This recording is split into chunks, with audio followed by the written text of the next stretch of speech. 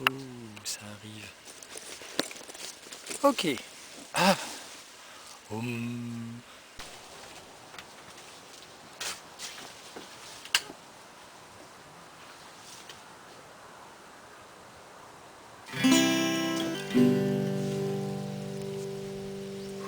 Jean-Martial Estève en direct de l'atelier de Mika Chalot, c'est la vidéo numéro 146. Bon, alors qu'est-ce qu'il va nous raconter le mec avec la coiffure 15e siècle, champignon des bois? Eh ben certainement que je vais arrêter la vidéo de la quinzaine, la 9 minutes, c'est trop long à monter. Je vais repartir sur la 146, parce que samedi après tout, pourquoi pas. Samedi, oui si samedi, mais je vais essayer de la monter ce soir, peut-être un petit bout. Mais samedi oui. Et j'ai quoi à dire? Je suis sur la BD là. J'ai tiré le Yijing, alors il m'a dit il faut élaguer les arbustes. Je sais plus comment il a dit ça, mais enfin dans la profusion. Et c'est bien le Yijing. Tu sais que tu tires avec des petites pièces. Il y en a ils font ça avec des baguettes, c'est plus compliqué, je crois que j'ai jamais fait ça. Et j'ai trouvé les numéros et des fois ça donne des réponses pas piquer des vers et assez intéressantes pour la compréhension du processus. Si je dois partir à l'origine et élaguer, à l'origine, c'était la BD, hein. C'était les 19 ans, c'était 20 ans, ouais, c'était ça. C'était le moment de la nouveauté, c'était le moment de Libourne. Regardez, j'ai l'émotion qui monte. Pas du tout, c'est que j'ai dû pas boire assez d'eau. Dans les routiers, les personnages, j'avais noté, mais il faut que je note à chaque fois parce que j'oublie les prénoms et pourtant je les connais par cœur puisque c'est quand même des copains. Les 6 personnages des routiers, les mecs qui routent parce qu'ils routent sur la route, c'est des voyageurs médiévaux, donc les routiers c'est des gens qui marchent. Et les routiers c'est Dédé, alors Dédé c'est le gros du groupe, c'est lui qui porte le sac à dos, il a un casque à pointe, au début il a une fourchette sur le truc, il est un peu enveloppé, mais il n'est pas gros. Enfin, en tout cas, lui, non, lui il pense pas qu'il est gros. Et il est souriant, toujours souriant, avec 2 petites dents sur les côtés, des oreilles pointues. C'est un sans mêlé. Il y a Popol. Popol, c'est le plus grand de tous. Il me faisait penser à un pote et qui était très grand aussi. Je sais pas si c'était un peu moi également. Il est guerrier. Il rentre pas dans les cases.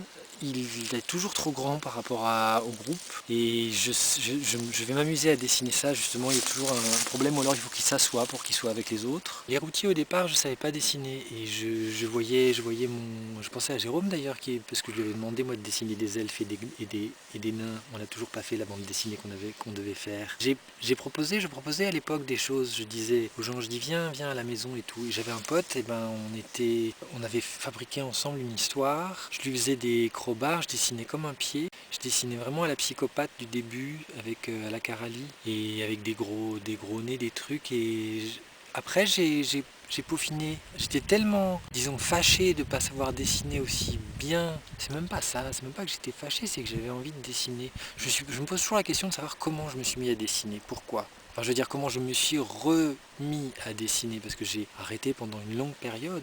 J'étais pas un gros dessinateur quand j'étais enfant. J'avais d'autres trucs à gérer. Ça c'est certain.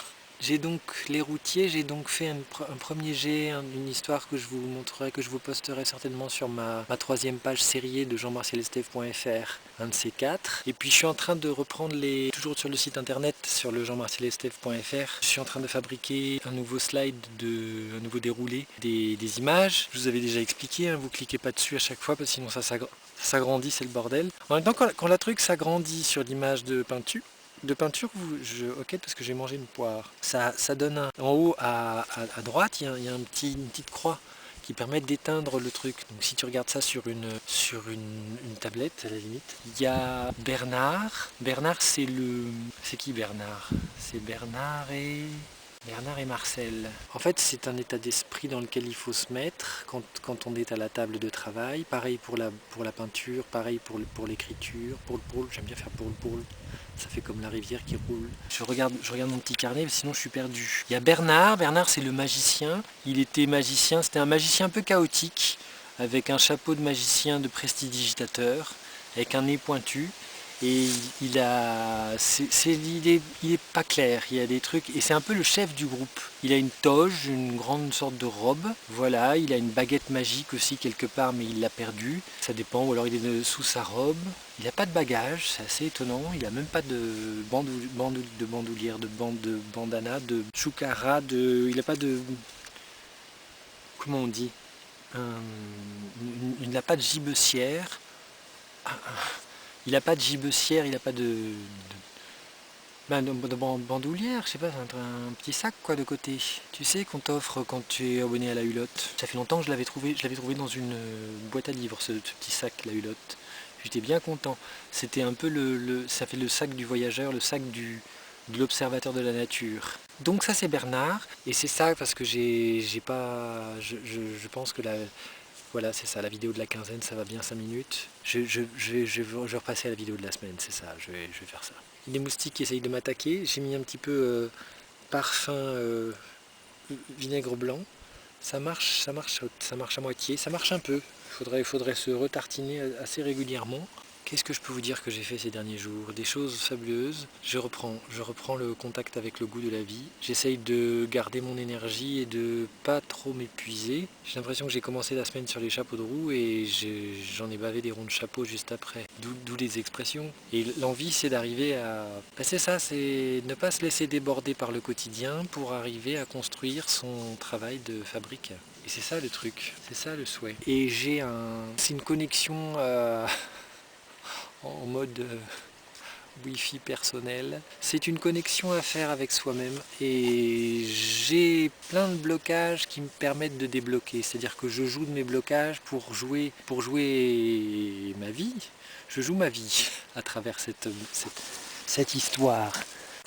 Et cette bande dessinée des routiers, c'est un peu les fils du Dieu Noir, c'est un peu la première équipe de jeux de rôle sur table que j'avais, que j'en ai jamais vraiment retrouvé depuis, que j'en ai jamais vraiment trouvé des gens avec qui s'amuser, même si je m'entendais pas avec tout le monde, mais tout le monde s'entendait pas avec tout le monde d'ailleurs, parce qu'il y avait beaucoup d'enjeux pour certaines personnes, mais pas tout le temps, c'était vraiment une chance de pouvoir être un ado qui travaillait.